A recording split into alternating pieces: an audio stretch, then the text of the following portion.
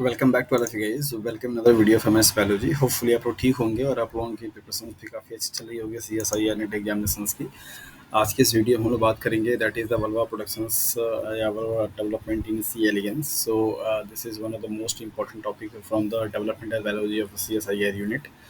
और developmental biology का काफ़ी वेटेज होता है सीएसआईआर के एग्जाम्स में। कुछ कुछ मॉडल हैं जैसे like as ABC model of plant है और सी एलिगेंस का मॉडल है और लैम्डा फास्ट का है। ये सारे मॉडल्स कुछ ऐसे हैं जो कि बहुत इंपॉर्टेंट हो जाते हैं डेवलपमेंटल बायोलॉजी से। तो आज की इस वीडियो में हम लोग बात करेंगे vulva development in C elegans के बारे में। Right, this is one of the examples of organogenesis. तो आपसे सवाल कभी कभी यहीं से पूछ दिया जाता है कि ये जो टॉपिक है या ये जो टर्म है, ये आपसे पूछा जाएगा कि इनमें से कौन सा ऑर्गेनोजेनेसिस का एक एग्जांपल है। राइट, सी एलिगेंस बेसिकली एक मॉडल ऑर्गेन के रूप में भी जाना जाता है क्योंकि इसमें बहुत सारे चीज़ों के लिए मतलब एक्सपेरिमेंट किए गए, लाइक एज एपोप्टोसिस। एपोप्टोसिस के लिए जो मॉडल ऑर्गेन का काम करता है आपका क्या है, that is the C elegans. Okay. और यहाँ पे बिल्कुल दूसरा चीज़ और भी किया गया था, that is the RNA mechanism interference का। ये दोनों टॉपिक आपका इस मॉडल ऑर्गेन पे ट्राई किए गए थे। सो बेसिकली ये एक मॉडल ऑर्गेन के रूप में क्या करता है, काम करता है। मॉडल ऑर्गेन वो होते हैं जिन पे कि साइंटिफिक तरीके के एक्सपेरिमेंट किए जाते हैं और उनसे रिजल्ट निकाले जाते हैं। राइट, सी एलिगेंस बेसिकली एक फाइलम नीमेटोडा का क्या है, मेंबर है। तो कभी कभी ये भी सवाल आपसे पूछ लिया जाता है कि हाँ, ये फाइलम किस फाइलम से बिलोंग करता है। तो फाइलम नीमेटोडा, और नीमेटोडा एक इनवर्टिब्रेट्स की कैटेगरी में आने वाला क्या है, फाइलम है। राइट, तो अगर आपने थोड़ी बहुत एनिमल क्लासिफिकेशन के बारे में पढ़ा हुआ तो आपको पता है अच्छी तरीके से कि वर्टिब्रेट्स और इनवर्टिब्रेट्स के दो पार्ट में डिवाइड किए जाते हैं। सी एलिगेंस एक निमेटोड्स है और ये फाइलम निमेटोड्स से बिलोंग करता है और ये फाइलम बेसिकली इनवर्टिब्रेट्स में आता है। ये एक मॉडल ऑर्गेनिज्म भी है क्योंकि इस पर कई सारे एक्सपेरिमेंट किए गए, जिसमें से दो मैंने आपको बताया, दैट इज द प्रोसेस जिसको क्या प्रोग्राम सेल डेथ के नाम से भी जानते हैं, पीसीडी प्रोग्राम सेल डेथ, और दूसरा आरएनएआई इंटरफेरेंस का मैकेनिज्म। सो गाइस, देखते हैं कि आज इस टॉपिक से क्या इंपॉर्टेंट वो कॉन्सेप्ट है जहाँ से कि आपको सीएसआईआर में एग्जाम्स में क्वेश्चंस पूछे जाते हैं। So vulva development in C elegans and examples of organogenesis. एक ऑर्गेनोजेनेसिस का क्या है, एग्जांपल्स है। So before going to discuss each and everything in the developmental process of vulva in C elegans, first of all I would like to ask to all of you, like is what is the vulva and why we are focusing on that, and what is the significance of vulva in the developing the life cycles of a C elegans, right? So first question आपसे यहाँ से यही बनता है कि vulva क्या है और क्यों इतना ये important है। so vulva is what, that is vulva is a hermaphrodite। Hermaphrodite terms आप बेसिकली तब यूज करते हैं जहाँ पे एक ही पार्ट में या एक ही ऑर्गेनिज्म में दोनों कंडीशंस हो, दैट इज द मेल और सेक्स वाले, मेल और फीमेल वाली प्रॉपर्टी हो, और इसके लिए मेल और फीमेल अलग अलग ना हो। एक ही बॉडी में दोनों ऑर्गन्स हो, दोनों से जो सेक्स सेल्स है, दैट मीन्स स्पर्म्स एंड ओवा का प्रोडक्शन हो और वहाँ पे रिप्रोडक्शन हो। तो ऐसे काइंड के ऑर्गेनिजम्स को हम हर्माफ्रोडाइट के नाम से जानते हैं। मीन्स जब आपका मेल और फीमेल की बॉडी अलग अलग ना हो, इंडिविजुअल्स अलग ना हो, एक ही हो, उस केस के लिए हम टर्म्स क्या यूज करते हैं, hermaphrodite. So vulva is a hermaphrodite specific ectodermal, this is one of the important point, ectodermal organ that develop post embryonically. Post embryonic जब डेवलपमेंट हो जाता है उसके बाद, and functions to connect internal reproductive system with the external environment. तो तीन point आपको यहाँ पे दिए गए हैं वल्वा को लेकर के। आपसे जो सवाल पूछे जाते हैं कि ये क्या है, तो एक हर्माफ्रोडाइट है, दैट मीन्स इसके पास दोनों प्रॉपर्टीज होती है, मेल और फीमेल की। ये एक्टोडर्मल जैसा कि आपको पता है, जर्म्स लेयर तीन कैटेगरी में डिवाइड किए जाते हैं, एक्टोडर्म, इंडोडर्म, मेजोडर्म। जिससे पूछा जाता है कि वल्वा का ओरिजिन किस काइंड के जर्म लेयर से हुई है, तो दैट इज द एक्टोडर्मल होता है। और ये कब बनता है, तो पोस्ट डेवलपमेंटल एम्ब्रियोनिक डेवलपमेंट में, मतलब कि इसका जो एम्ब्रियोनिक डेवलपमेंट हो जाएगा तब जाकर क्या बनेगा, वल्वा बनेगा। सो ये लाइन आपको तीन इन्फॉर्मेशन देती है जो कि पार्ट बी के लिए बहुत बहुत क्या होते हैं, इंपॉर्टेंट होते हैं। फंक्शंस इनका क्या होता है कि इंटरनल जो रिप्रोडक्टिव सिस्टम्स होते हैं उनको कनेक्ट करता है एक्सटर्नल इन्वायरमेंट के कंडीशंस के अकॉर्डिंग। यहाँ पे बताया जा रहा है कि the embryo passes from the uterus towards outside through structures called vulva. जो भी सी एलिगेंस है उसका एक एम्ब्रियो है जो कि पास करता है यूटेरस से आउटसाइड की तरफ, मतलब बाहर की तरफ, जिसको कि आप वल्वा के नाम से जानते हैं। Okay, vulva which is made up of 22 different epidermal cells. ये 22 एपिडर्मल सेल्स से मिलकर के बनने वाला एक ऑर्गन है, एक पार्ट है, जो कि पोस्ट एम्ब्रियोनिक डेवलपमेंट के बाद ये बनता है। So number of cells in vulva is also have been asked in different questions in different times. पूछा जा चुका है कई सारे एग्जाम्स में, वल्वा जो सेल्स होती है या वल्वा जो आपका ऑर्गन है, पार्ट है, वो कितने टाइप के या कितने सेल्स से मिलकर के बना होता है। सो 22 आपके एपिडर्मल सेल्स होती हैं जिससे मिलकर के बना होता है, that is a vulva. If vulva is absent the gonads form normal gametes which made together to form a worm embryo. अगर किसी भी सीरियंस में वल्वा अगर किसी स्टेज पे किसी टाइम पे एब्सेंट हो जाता है तो वो नॉर्मल क्या बनाता है, एम्ब्रियो का फॉर्मेशन करता है। ये पॉइंट भी बहुत बहुत इंपॉर्टेंट है कि अगर वल्वा किसी सीरियंस में नहीं बनता है तो किस चीज़ का फॉर्मेशन होगा। उसके लिए आंसर यहाँ पे ये है। जहाँ जहाँ पे रेड पेन मेरा चलेगा उससे आप इम्पॉर्टेंट ही लगा लीजिएगा और इम्पॉर्टेंट पॉइंट बना करके उसको रख लीजिएगा, क्योंकि यहाँ यहाँ से सवाल आपसे पूछे जाते हैं। In vulva development the vulva precursor cell that is the VPC are found. ये सेल्स होती हैं और इनसे सवाल आपसे पूछा जाता है कि किस टाइप के सेल्स से वल्वा का प्रोडक्शन होता है या फॉर्मेशन होता है। So vulva precursor cells means VPC cells होती हैं, जो कि स्पेशल सेल्स होती हैं जिनसे कि वल्वा का डेवलपमेंट होता है। यही वो सेल्स हैं जो कि सिग्नल पाने के बाद आपका डेवलपमेंट किसका करेंगे, दैट इज द वल्वा का करेंगे। The VPC means vulva precursor cells are 6 hypodermal cells number P3P and P8P। ये बेसिकली 6 हाइपोडर्मल सेल्स होती हैं जिनका नंबर कुछ इस तरीके से है, मतलब P3P, फिर P4P, फिर P5P, P6P, P7P, P8P। ये इनका क्या है, नंबर है, जो कि 6 नंबर में हो गए, 1 2 3 4 5 एंड 6। तो ये 6 वो आपको क्या है, आपके हाइपोडर्मल सेल्स होती हैं और इनका नंबर P3 से लेकर के P8 तक जो है होता है। ये भी आपसे सवाल पूछा जाता है कि वल्वा में वीपीसी वल्वा प्रिकर्सर सेल्स के नंबर कितने होते हैं और कौन कौन से नंबर से शुरू या कहाँ से ख़त्म होता है। तो ये इन्फॉर्मेशन भी आपके लिए बहुत बहुत क्या है, इम्पॉर्टेंट है। जैसा कि मैंने स्टार्टिंग में बताया कि वल्वा प्रोडक्शंस अपने आप में CSIR के लिए काफ़ी सारे क्वेश्चंस को क्या करता है, कंटेन करता है। यहाँ से बहुत सारे सवाल आपसे पूछे जाते हैं। पार्ट बी में ज़्यादा सवाल बनते हैं, पार्ट सी में भी आपको सवाल बना करके देता है। कैसा बनाएगा अभी इस वीडियो में हम लोग देखेंगे। Each of which have the potential to contribute to the cells called development of vulva.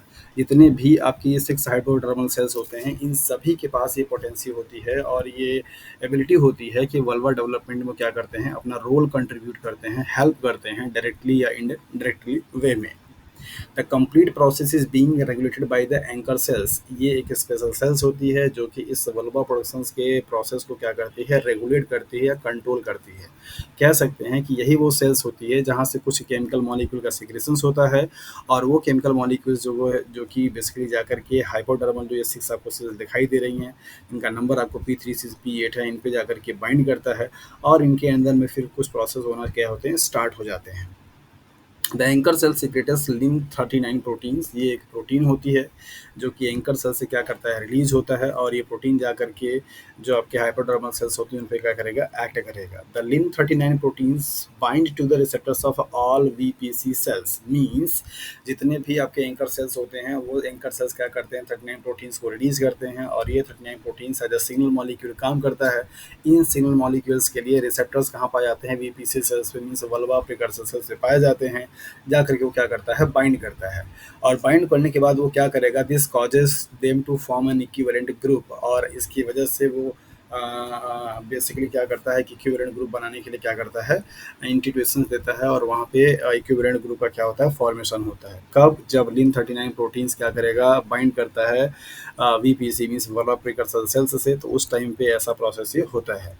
सो यहाँ पे बेसिकली आप इसके फ्लो चार्ट को देख सकते हैं। ये आपका एंकर सेल्स होती है जो कि इम्पॉर्टेंट रोल प्ले करती है वल्वा डेवलपमेंट के रेगुलेशंस में। सो रेगुलेटरी सेल्स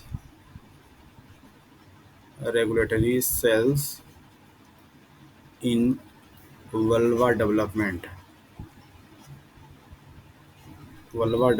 में बेसिकली ये क्या होती है, रेगुलेटरी सेल्स का काम करती है।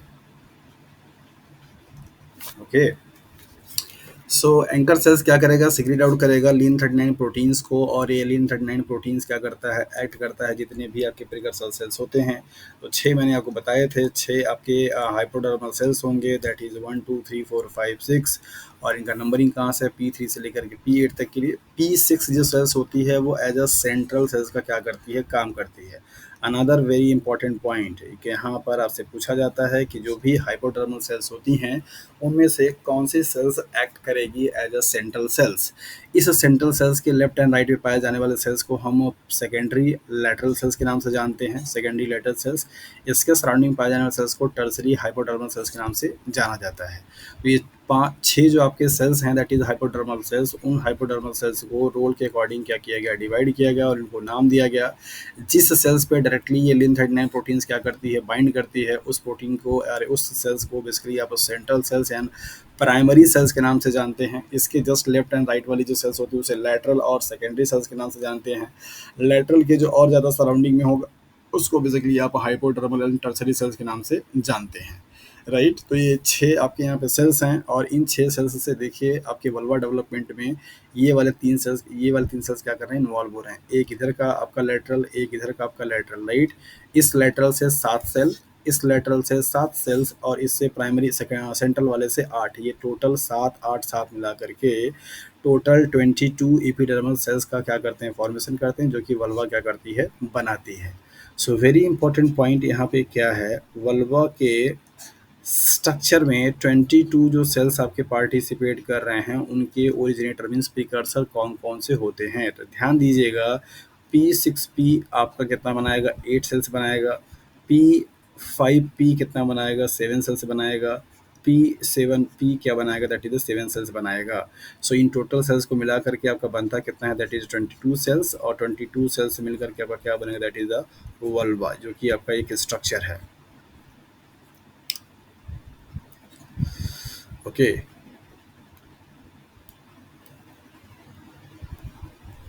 वल्वा। सो 22 सेल्स का मिलकर के बनने वाला स्ट्रक्चर है। कौन कौन से सेल्स इन्वॉल्व करेंगे, secondary, secondary and primary, primary को सेंट्रल, साइड वाले को सेकेंडरी जिसको लेटरल, और इसको भी लेटरल। तो यहाँ से 7 सेल, यहाँ से 7 सेल, यहाँ से 8 सेल, 7 8 7 का कॉम्बिनेशन होता है। ये इसका है और ये इसका है और ये इसका है, मिला करके टोटल 22 सेल्स बनेंगे, तब जाकर के वल्वा का क्या होगा, डेवलपमेंट होता है। इसके बाद यहाँ पे लिखा गया the C elegans hermaphrodite vulva development during post embryonic development. जो सी एलिगेंस का हर्माफ्रोडाइट वल्वा है वो कब डेवलप होगा, post embryonic development, embryonic development हो जाने के बाद। In adult the vulva is necessary for the egg laying and for the copulation with the male. एक का जो वल्वा का वो एडल्ट में, एडल्ट स्टेज पे आ जाने पर क्या रोल होता है, ये इंपॉर्टेंट क्वेश्चन है, इंपॉर्टेंट पॉइंट है। एग लेइंग मीन्स अंडे को रखने के लिए, और कॉपुलेशंस को करने के लिए मेल से कॉपुलेटरी प्रोसेस करने के लिए क्या होता है, ये रिस्पॉन्सिबल माना जाता है। सो बेसिकली आपने यहाँ पे देखा कि वल्वा का कैसे डेवलपमेंट होता है। ये आपका मॉलिक्यूलर मैकेनिज्म है, ये एंकर सेल्स है जहाँ से लीन 3 प्रोटीन्स क्या होते हैं आपके सिक्रीट आउट होते हैं, और ये लीन 3 प्रोटीन के लिए यहाँ पे रिसेप्टर्स होते हैं। ये प्राइमरी सेल्स है आपका, दैट इज सेंट्रल सेल्स, जिसको कि P6P बोला था आपने, प्राइमरी सेल्स। इस सेल्स के ऊपर यहाँ पे एक रिसेप्टर पाए जाते हैं, इसको रिसेप्टर टायरोसिन काइनेज बोलते हैं, LET23 के नाम से जाना जाता है। इस प्रोटीन से जैसे ये बाइंड करेगा यहाँ पे टायरोसिन के P14 पे, जहाँ पे आपका टायरोसिन जो 14 पॉइंट पे होगा उसका क्या होगा, फॉस्फोराइलेशन होगा। फॉस्फोराइलेशन होने के बाद क्या होता है, ये एक्टिवेट हो जाता है, और जैसे आपका ये एक्टिवेट होगा मैप काइनेज को क्या करेगा, ये एक्टिवेट कर देगा। और मैप काइनेज अगर एक्टिवेट हुआ तो बेसिकली वो रेगुलेट करेगा एक्टिविटी ऑफ न्यूक्लियस जीन को, और ये न्यूक्लियस जीन जब आपकी एक्टिवेट होगी तो प्रोटीन्स बनाएगी जिसका नाम है लीन 12। और ये लीन 12 जो होती है वो आपके साइड वाले जो सेल्स होते हैं, means that is the lateral cells, इनको कि P5P और P7P के नाम से जाना जाता है। ये आपके सेकेंडरी सेल्स हैं, ये भी आपके क्या है, सेकेंडरी सेल्स हैं। ये लीन 12 प्रोटीन्स को क्या करती है, फॉर्मेशन करती है, और इनके लिए रिसेप्टर्स इन सेल्स पे क्या होते हैं, पाए जाते हैं। जैसे ही रिसेप्टर पे बाइंड करेगा, ये रिसेप्टर बेसिकली क्या करता है, फॉस्फेटेज एक्टिविटी परफॉर्म करेगा, और ये फॉस्फेटेज एक्टिविटी जिन रेगुलेट करता है, और जिससे कि आपके क्या बनते हैं, प्रोटीन बनते हैं, जो कि हेल्प करते हैं किसमें, that is the vulva development में। और ये वाला फोस्फोस्फेटेज होगा वो मैप काइनेज एक्टिविटी क्या करता है, ब्लॉक कर देता है। तो मैप काइनेज एक्टिविटी अगर आपकी ब्लॉक होगी तो बाकी जो चीज़ें चल रही होंगी वो रुक जाएंगी, पूरा का पूरा प्रोटीन का वो बनेगा जो कि वल्वा डेवलपमेंट में काम करेगा। जो मैकेनिज्म आपका यहाँ पे P7P पे फॉलो होता है, सेम आपका मैकेनिज्म यहाँ पे भी फॉलो होता है, दैट इज द P5P पे। तो इस तरीके से ये वाली जो ब्लैक वाली आपको सर्कल दिखाई दे रही है ये सेंट्रल सेल का काम करती है, साइड साइड वाले जो होते हैं आपके लैटरल सेल का काम करते हैं। ये आपका सेकेंडरी सेल्स है, ये भी आपका सेकेंडरी सेल्स है, ये आपका क्या होगा, प्राइमरी सेल्स है। सो इस तरीके से सी एलिगेंस में वल्वा का डेवलपमेंट होता है। कौन कौन से मॉलिक्यूल्स इन्वॉल्व होते हैं, क्या इसका मॉलिक्यूलर मैकेनिज्म होता है, वल्वा डेवलपमेंट का सिग्निफिकेंस क्या है, क्या ये रोल प्ले करेगा, कितने टाइप के सेल से मिलकर के बना होता है, प्राइमरी सेकेंडरी टर्सरी रोल का क्या, सेल्स का क्या इन्वॉल्वमेंट होती है, क्या इनका रोल होता है। इस डिफरेंट टाइप के सवाल आपसे क्वेश्चन एग्जाम में पूछे जाते हैं। सो होपफुली कि आपको वल्वा डेवलपमेंट का जो कॉन्सेप्ट है वो समझ में आ गया होगा। और अगर आप सभी में से किसी को भी जो भी ये वीडियो देख रहा है अगर इसमें से कुछ डाउट होगा तो अपने कमेंट बॉक्स में अपने डाउट को पूछ सकता है। और CSIR के प्रीवियस ईयर के जो आपके क्वेश्चंस मिले हुए होंगे उन क्वेश्चंस को आप देखिए, जहाँ कहीं पे भी आपको अब वल्वा डेवलपमेंट से कोई क्वेश्चन दिखाई दे उसको आप सॉल्व कीजिए। अगर कोई क्वेश्चन आपका फंसता है तो आप उसको क्या करिए, कमेंट बॉक्स में पूछ सकते हैं। सो आज के लिए इतना ही। नेक्स्ट वीडियो में मिलेंगे अगले टॉपिक के साथ में, और तब तक के लिए आप अच्छे से अपनी स्टडी में फोकस करते रहिए। और हो सके तो इस वीडियो को ज़्यादा से ज़्यादा शेयर करते रहिए अपने फ्रेंड के साथ में, ताकि उनके पास भी ये इन्फॉर्मेशन पहुंच सके। So thank you for watching this video.